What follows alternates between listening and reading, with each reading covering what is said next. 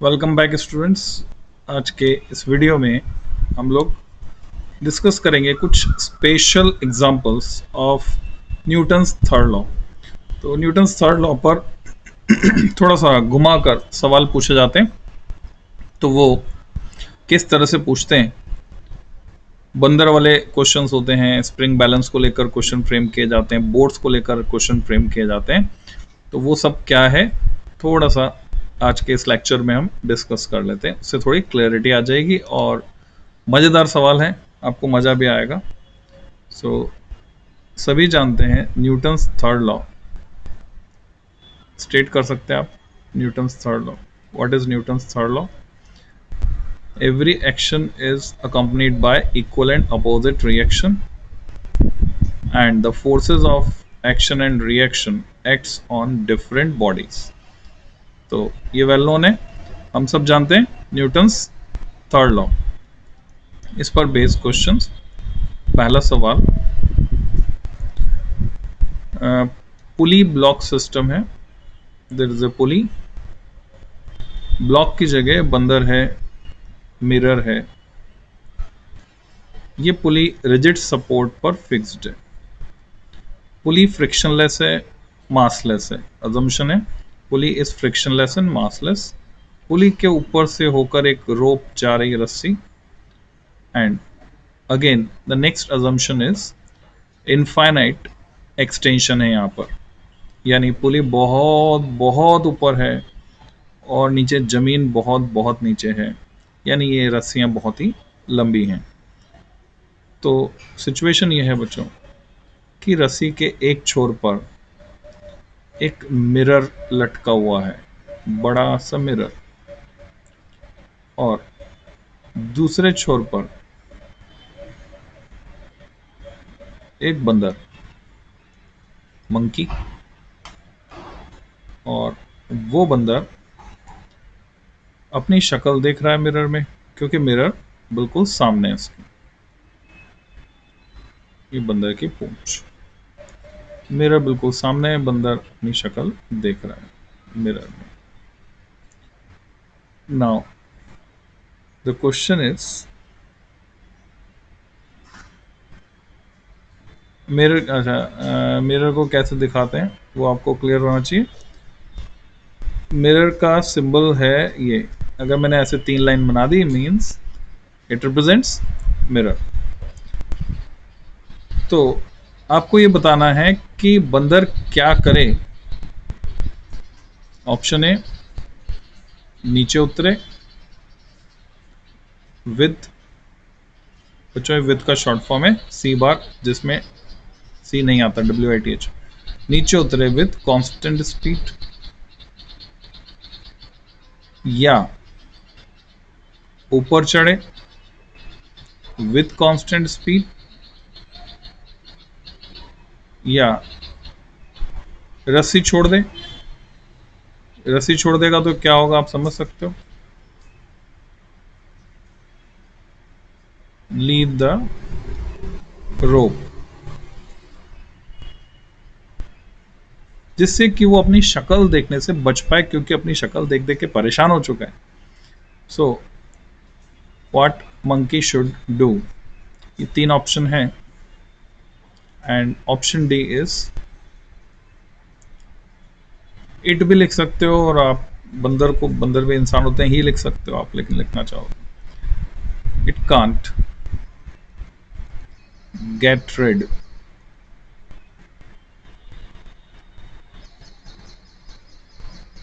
Seeing it image, नहीं बच सकता, देखनी ही पड़ेगी शक्ल इसको, सीइंग इट्स इमेज। तो इन 4 ऑप्शन में से आपको सही ऑप्शन चुनना है।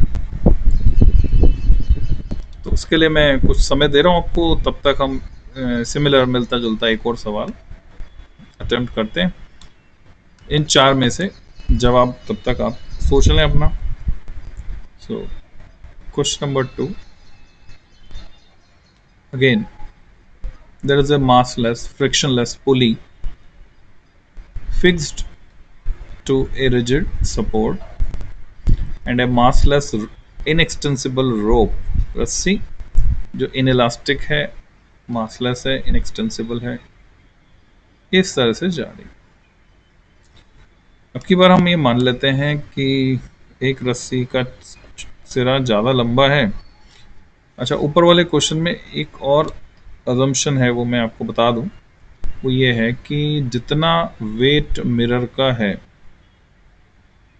एग्जैक्टली सेम वेट मंकी का है। Both have same weight, mg mg, दोनों का मास इक्वल है। यार यहां पर स्थिति यह है बच्चों, एक एंड पर बंदर को क्या पसंद है? केले। तो केले का बंच लटका हुआ है एक एंड पर, काफी भारी है बंच, इतना भारी है कि उसका वेट बंदर के वेट के बराबर है। बंदर जो है दूसरे एंड पर है और बंदर जो है केले खाना चाहता है।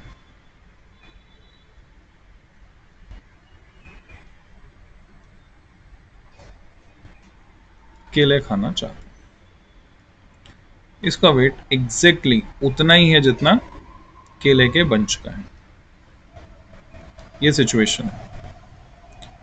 सो सजेस्ट हिम, क्या करे वो? ऑप्शन फिर से यही चारों हैं, बस अंतर ये आएगा कि ऑप्शन डी में it can't reach the banana, केले नहीं खा पाएगा, ये मान लेते हैं हम चौथे ऑप्शन को। तो ए, बी, सी और डी में से सही जवाब आपको चुनना है। अजम्पशन क्या है? एक्सटेंशन इज इनफाइनाइट, कभी बंदर पुली तक नहीं पहुंच सकता, पुली बहुत ऊपर है। कभी बंदर जमीन तक नहीं पहुंच सकता, जमीन बहुत नीचे है। These two are the assumptions। तो इसका जवाब भी आप ढूंढ लीजिए और अपने पास लिख लीजिए। हम चलते हैं अगले सवाल पर। Question number 3। बच्चों अब की बार यहां पर ये एक तालाब है, झील मान लो, तालाब मान लो, जो आपको पसंद है। ये पानी भरा है, बोट में सभी लोग बैठे होंगे। तो सबको पता है कि बोट से जब उतरते हैं तो बोट को हमें पीछे धकेलना होता है, तो फिर बोट हमें ऊपर की तरफ धकेलती है तो हम उतर पाते हैं। यानी एक्शन रिएक्शन यहाँ पर काम करता है, क्योंकि पानी रिएक्शन नहीं दे पाता, बड़ा मुश्किल है, पानी कैसे रिएक्शन देगा, लिक्विड है। सो इस तालाब में दो एक जैसी बोट हैं। आसानी के लिए हम मान लेते हैं एक जैसी, हालांकि कोई फर्क नहीं पड़ता एक जैसी ना हो तो। इस बोट का नाम है ए और दूसरी बोट इधर पड़ी है, उसका नाम है B. Boat A and boat B. और एक स्ट्रिंग है, रस्सी, जो कि पुली के थ्रू, पुली इज फ्रिक्शनलेस, दोनों बोट में पुली लगी हुई है।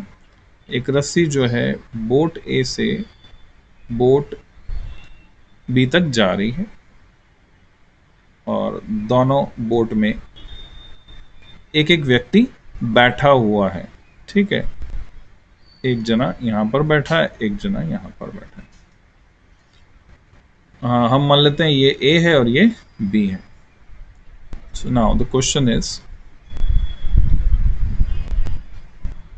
क्वेश्चन के अलग अलग पार्ट हैं, 4 ऑप्शन यहां पर नहीं है। विच बोट विल मूव, कौन सी बोट चलेगी, या तेज चलेगी और मूव फास्टर। कौन सी बोट चलेगी या कौन सी बोट तेज चलेगी, ये आपको बताना है। कब? यदि, इफ। पहला सवाल है, यानी ये ऑप्शन नहीं है, these are questions, part of the parts of the question. तो पहला सवाल है, ए रस्सी खींचता है, ए पुल्स, बी ने रस्सी को पकड़ा हुआ है, ए खींच रहा है, पुल्स दी रोप। दूसरा सवाल है, बी रस्सी खींच रहा है तो कौन सी नाव चलेगी? अपने जवाब आप लिखते जाएं, अपने पास एक कागज पे लिखते जाएं। बहुत इंटरेस्टिंग एक्सरसाइज है, मजा आएगा। और तीसरा सवाल है, दोनों रस्सी खींचते हैं, ए एंड बी बोथ, दोनों मिलकर रस्सी खींचते हैं, पुल्स द रोप। हाँ, उनमें से जो ए है वो ज्यादा तेज खींचता है, ऐसा है। Both pulls the rope but A pulls harder, A ज्यादा तेज खींचता है। तो कौन सी नाव चलेगी ये बताना है आपको। तो ये 3 पार्ट हैं,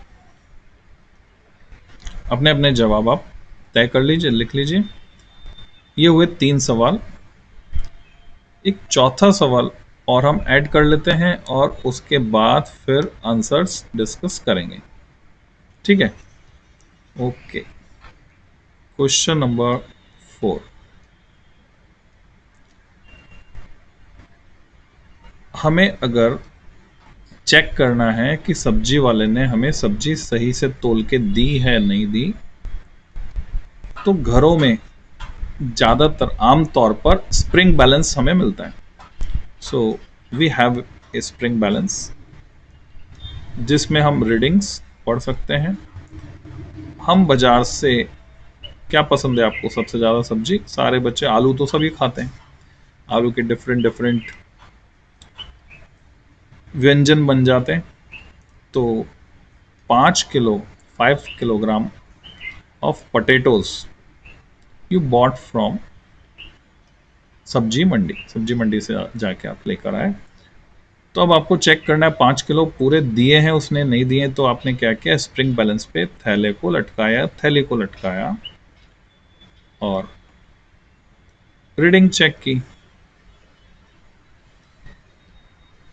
अब हुआ क्या था, आपकी मम्मी ने आपको भी बोल दिया था आलू लाने हैं और आपके पापा को सुबह याद था कि हाँ आलू लाने हैं। अब हुआ क्या, दोनों जनी आलू लेकर आ गए। 5 किलो आलू आप ले आए, इसने रीडिंग दी, यहाँ पे इंडिकेटर होता है 5 kg वेट। एक्चुअली बच्चों स्प्रिंग बैलेंस मास नहीं नाप सकता, ये नापता है वेट को, m इंटू जी को। तो हम बोलते हैं 5 kg वेट। ये और बात है कि हम उसके स्केल को कन्वर्ट कर लेते हैं in terms of mass, but actually spring balance measures the weight. So ये सिचुएशन है, इसके इंडिकेटर ने इंडिकेट किया 5 kg वेट। तो 5 किलो सही था, 5 kg वेट, यानी सब्जी बिल्कुल सही मिली थी। आपके पापा लाए, उसको भी चेक किया गया तो वो भी सही निकले। अब आपके पास कुल मिलाकर 10 किलो आलू हैं। आपका जो नेचर है, एक्सपेरिमेंटिंग नेचर, आपने सोचा एक खेल करके देखते हैं। टेबल तो वहां पड़ी थी,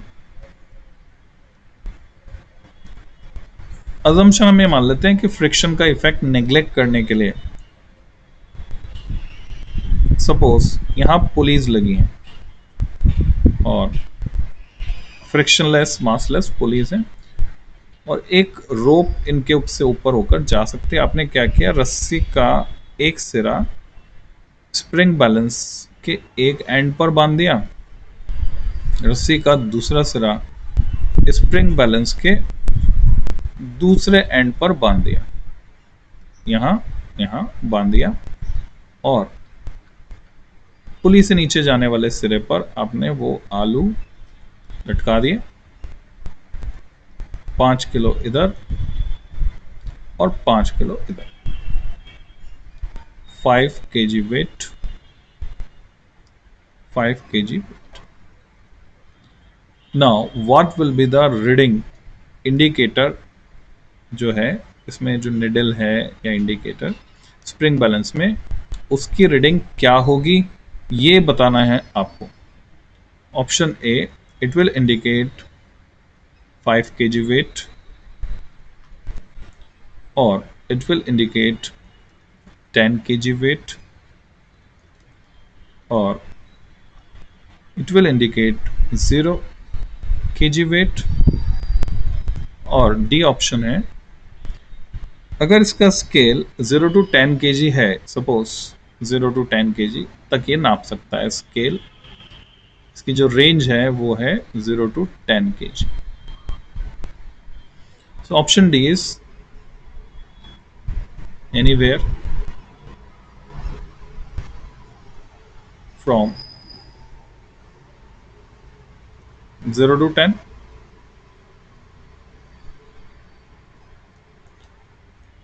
अच्छा, अगर 15 kg हो तो चलो थोड़ा सा 10 को हम चेंज कर देते हैं, क्योंकि 10 से कंफ्यूजन यहाँ पर क्रिएट होने वाला है, वो मेरे दिमाग में आ गया है, तो मैं इसको 10 को चेंज कर देता हूँ, मैं करता हूँ 0 to 15. ठीक है, 0 to 15 kg वेट, ये इसकी रेंज है. So answer D is anywhere, कहीं पर भी, in between 0 to 15. So, what do you think? Which one is correct answer? तो बच्चों क्वेश्चन हो गए बहुत सारे, चार सवाल हो गए. चारों सवालों में concept is same. Newton's third law is acting. Every action is accompanied by equal and opposite reaction, and the forces of action and reaction acts on different bodies. So, ये कैसे काम कर रहा है और यहाँ पे क्या जवाब होंगे, देखिए डिस्कस करते हैं. बच्चों इस सवाल का जो जवाब है, correct answer is a, option A. Because ये जो हॉरिजॉन्टल सिचुएशन है ये वर्टिकल जैसी तो है. वर्टिकल में भी क्या है, ये रिजिड सपोर्ट यहाँ पर 5 kg वेट के बराबर, तो ये जो आलू हैं ये एक्शन कर रहे हैं इस पर, तो रिएक्शन कौन दे रहा है, रिजिड सपोर्ट. 5 kg वेट के बराबर सपोर्ट देगा तभी 5 kg रीडिंग जाएगी. Action and reaction are equal and opposite. तो यहाँ पर सिचुएशन जो है वर्टिकल है और यहाँ पर ये सिचुएशन हॉरिजॉन्टल है, तो रीडिंग में कोई चेंज होने वाला नहीं है. एक एक्शन है, दूसरा रिएक्शन है. 5 kg weight will be the reading. So correct option is option A. इसको प्रैक्टिकली आप करके देख सकते हो. इससे पिछले सवाल पे आते हैं. विच बोट विल मूव और move faster.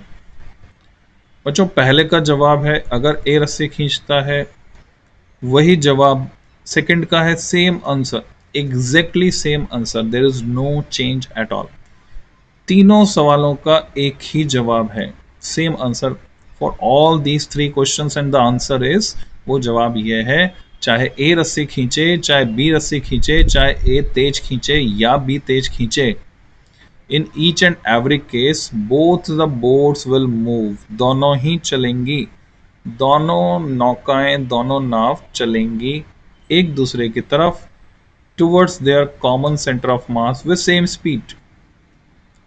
Common centre of mass, उसकी तरफ चलेंगी, विद सेम स्पीड चलेंगी, चाहे कोई भी रस्सी खींचे. क्योंकि जो रस्सी खींच रहा है वो अगर एक्शन कर रहा है तो ये एज अ रिएक्शन दूसरी बोट पर जो फोर्स लग रहा है, वाटर तो रिएक्शन देगा नहीं, तो बोट चल पड़ेगी, और उतने ही फोर्स उस पर लग रहा है, जितना एक्शन उतना रिएक्शन. तो both the boat will move with same speed, चाहे रस्सी कोई भी खींचे. ओके, इससे पहले वाले क्वेश्चन पे चलते हैं बच्चों. बंदर वाला सवाल, क्वेश्चन नंबर 1 पे चलते हैं. सही जवाब है it can't gate red, RID red, पीछा छोड़ना. Can't get red seeing its image, क्योंकि अगर ये ऊपर चढ़ेगा तो मिरर भी उसी स्पीड से ऊपर चढ़ेगा, मास इक्वल है. ये नीचे उतरेगा तो मिरर भी नीचे आएगा उसी स्पीड से, सेम स्पीड से.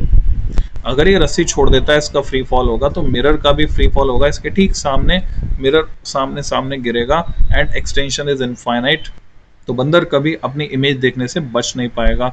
और इसके जवाब से आपको समझ में आ गया होगा कि अगर इसका सही जवाब डी है, तो क्वेश्चन नंबर 2 का सही जवाब वो भी होगा डी. बंदर कभी केले नहीं खा पाएगा, क्योंकि ये ऊपर चढ़ेगा तो केले उतना ही ऊपर चढ़ जाएंगे, ये नीचे उतरेगा तो केले भी उतना ही नीचे उतरेंगे. ये गैप मेंटेन रहेगा और कभी ये जा नहीं सकता पुली तक, इनफाइनाइट एक्सटेंशन, और कभी जमीन तक जाकर ले नहीं पाएगा, क्योंकि assumption is infinite extension. So these are some special examples based on Newton's third law. मैं समझता हूँ मजा आया होगा। तो बच्चों इस वीडियो में इतना ही, फिर मिलते हैं जल्दी ही।